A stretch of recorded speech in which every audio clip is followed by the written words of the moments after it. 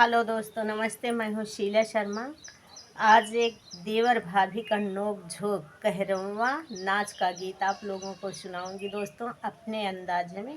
आप लोग उसे फुल आवाज़ करके दोस्तों सुनना। आप सबको अच्छा लगे तो लाइक, शेयर, सब्सक्राइब, कमेंट ज़रूर करना दोस्तों, और कमेंट के माध्यम से बताना हमारे अंदाज का गीत आप लोगों को कैसा लगा और शेयर भी ज़रूर करना दोस्तों। आइए हमारी आवाज़ में सुनिए आप लोग। अरे काहे देवरु दिलवा चुराई लाई गाया, काहे देवरु दिलवा चुराई लाई गाया, चुराई लाई गाया हो, चुराई लाई गाया। काहे देवरु दिलवा चुराई लाई गाया। सोने की थाली में जमना परोसे, सोने की थाली में जमना परोसे। काहे देवरु जमना उठाई लाई गाया, काहे देवरु जमना उठाई लाई गाया, उठाई लाई गाया हो, उठाई लाई गाया। काहे देवरु जमना चुराई लाई गाया, काहे देवरु दिलवा चुराई लाई गाया, काहे देवरु दिलवा चुराई लाई गाया।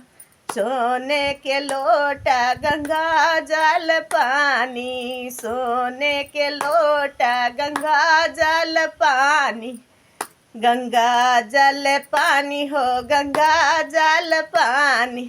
काहे देवरु गेड़ुआ उठाई लाई गाया, काहे देवरु गेड़ुआ उठाई लाई गाया, उठाई लाई गाया हो, उठाई लाई गाया। काहे देवरु गेड़ुआ उठाई लाई गाया, काहे देवरु दिलवा चुराई लाई गाया, चुराई लाई गाया हो, चुराई लाई गाया। लौंगा इलायची कबीरवा लगायो, लौंगा इलायची कबीरवा लगायो, बीरवा लगायो हो, बीरवा लगायो।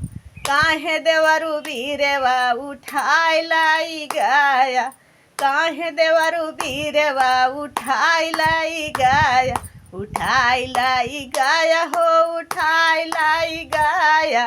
काहे देवरु दिलवा चुराई लाई गाया, काहे देवरु दिलवा चुराई लाई गाया।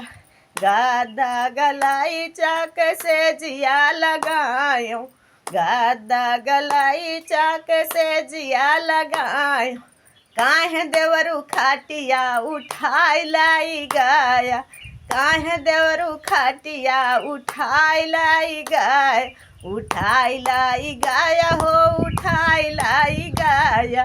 काहे देवरु से जिया उठाई लाई गाया, काहे देवरु दिलवा चुराई लाई गाया, काहे देवरु दिलवा चुराई लाई गाया। कमेंट करके बताना दोस्तों।